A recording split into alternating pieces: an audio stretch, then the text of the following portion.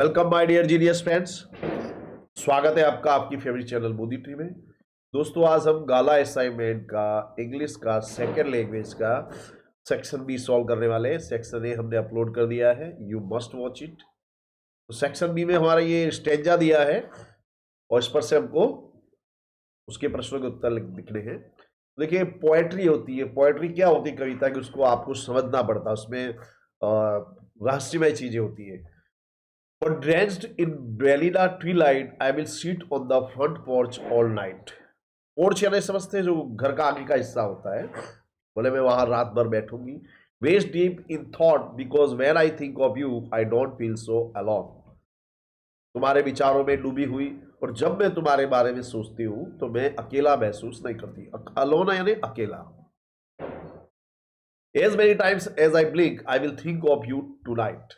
Blink का मतलब होता है पल के झपकाना। तो जो कवियत्री वो कह रही कि जब भी मैं पल के झपकाऊंगी मैं तुम्हारे बारे में सोचूंगी।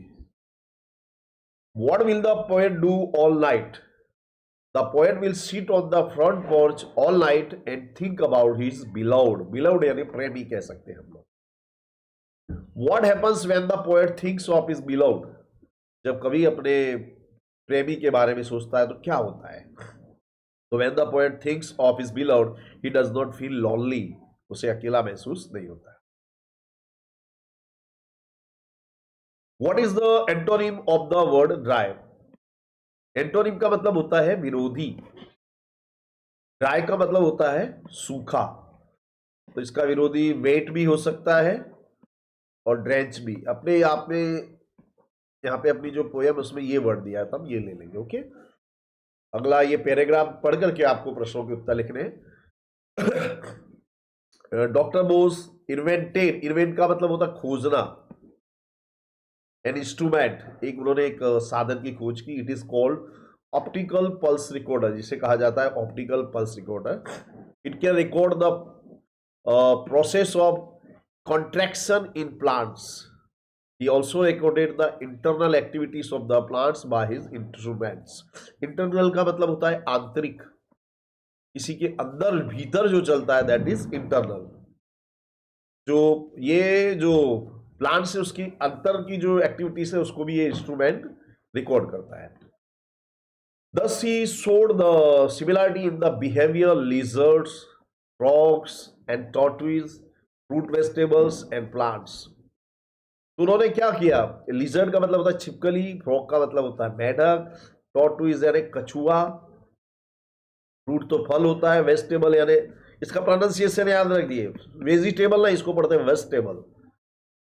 तो उन्होंने छिपकली, मेढक, कछुआ और विभिन्न फूल और फल सब्जियों के जो प्लांट्स होते हैं उसमें सिमिलरिटी बताई।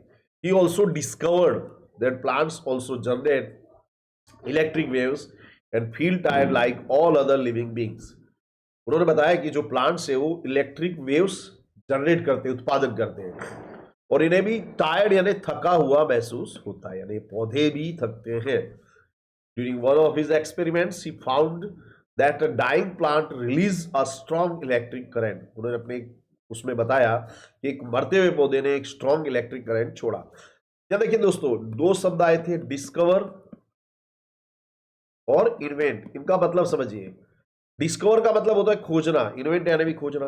डिस्कवर यानी जो चीज पहले से ही है उसको खोजना, लोग जानते नहीं मगर पहले से उपलब्ध है। जैसे कोलंबस डिस्कवर्ड अमेरिका, कोलंबस ने अमेरिका की खोज की, तो उससे पहले अमेरिका था ही भाई, उसने नया नहीं बनाया। इन्वेंट का मतलब होता है नया बनाना। ओके, तो ये याद रखिएगा। He also proved that the carbon dioxide affects the life of the plants very badly. Affect का मतलब होता है प्रभावित करना। देखिए किस तरह शब्द होते हैं। इफेक्ट का मतलब होता है प्रभाव, अफेक्ट का मतलब होता है प्रभावित करना,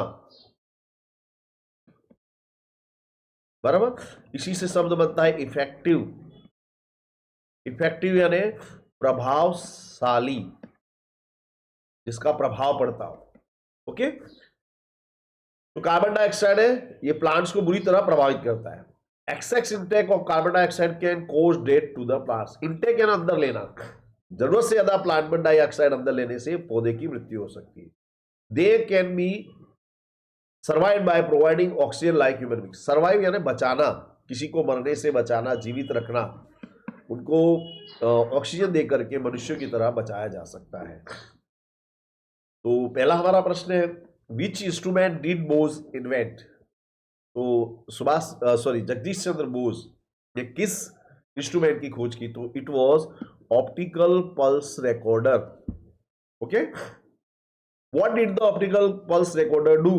ऑप्टिकल पल्स रिकॉर्डर क्या करता है? The optical pulse recorder recorded the process of contraction in plants and internal activities of the plants. पौधों में जो इंटरनल एक्टिविटी होती है, इसको ये रिकॉर्ड करता है। ओके, अगला है, what did Bose discover about plants? Jagdish Chandra Bose ने प्लांट्स के बारे में क्या डिस्कवर किया, क्या खोजा? तो doctor Bose discover that the plants generate electric waves and feel tired like all other living beings. देखो दोस्तों, मैं आपको सलाह दूंगा कि जब आपको इस तरह का कंप्रीहेंशन करना हो, तो सबसे पहले आप प्रश्न पढ़िए। प्रश्न पढ़िए तो क्या होगा कि आपको मालूम पड़ता है कि आपको किस चीज को ज्यादा इंपॉर्टेंस देना है, तो आपका जो दिमाग है वहां जाकर के रुक जाता है, तो आपको उत्तर आसानी से मिल जाएंगे। What did Dr. Bose prove about plants and carbon dioxide? तो बोस ने प्लांट और कार्बन डाइऑक्साइड के बारे में क्या सिद्ध किया? तो doctor Bose proved that carbon dioxide affects the life of plants very badly. यानी ये कार्बन डाइऑक्साइड पौधों के जीवन को बुरी तरह प्रभावित करता है। And excess intake of carbon dioxide can also kill the plants. और जरूरत से ज्यादा कार्बन डाइऑक्साइड अंदर लेने से पौधे की मृत्यु भी हो सकती है।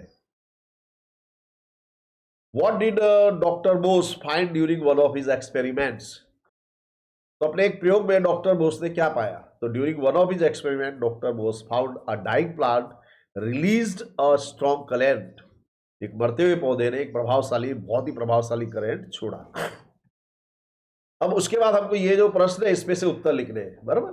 देखिए, यहाँ नेम है और पार्टिसिपेंट्स का नाम है, यहाँ पे उसकी समस्या दी है, बराबर। और यहाँ पे काउंसलर का नाम है और काउंसलर क्या सलाह देता है वो दिया। देखिए, पहला है जिग्नेश, इसकी समस्या लैक ऑफ कॉन्फिडेंस। लैक का मतलब होता है कमी, इसमें आत्मविश्वास की कमी है। तो इसको काउंसलर कौन है? इसके डॉक्टर मिस्टर बख्शी। उन्होंने कहा, क्या सलाह दी? Plan only for one day and try to follow it. एक एक दिन का प्लान कीजिए। दिलशाद, इसकी समस्या है, इसको पिंपल्स निकले हैं। डॉक्टर शाह ने स्किन स्पेशलिस्ट को कंसल्ट करने की सलाह दी है। अंतिम ये प्रश्न पूछता है, क्या एक blood donor blood donor accrue HIV? क्या ब्लड डोनर को एचआईवी हो सकता है, रक्तदाता को? तो मिस्टर बख्शी ने सलाह दी, it is quite safe to donate blood और to an HIV patient. Sorry, यानी आप एचआईवी पेशेंट को रक्तदान कर सकते हो, कोई समस्या होती नहीं है। हरीश की समस्या है गुटखा चबाना, च्यू यानी चबाना। तो मिस्टर बख्शी ने सलाह दी है, keep your mind engaged in different activities. अपना जो दिमाग है दूसरे एक्टिविटीज में संलग्न रखिए। Who is the counsellor of Dilshad? तो doctor Shah is the counsellor. कुछ नहीं करना है, हु की जगह आपको खाली ये डॉक्टर शाह लिख देना है। What advice is given to Harish by mister Bakshi? Harish को मिस्टर बख्शी के द्वारा क्या सलाह दी गई है? तो doctor Bakshi advises to Harish to keep his mind engaged in different activities.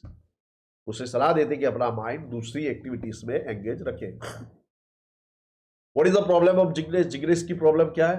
The problem of Jignesh is lack of self confidence, आत्मविश्वास की कमी।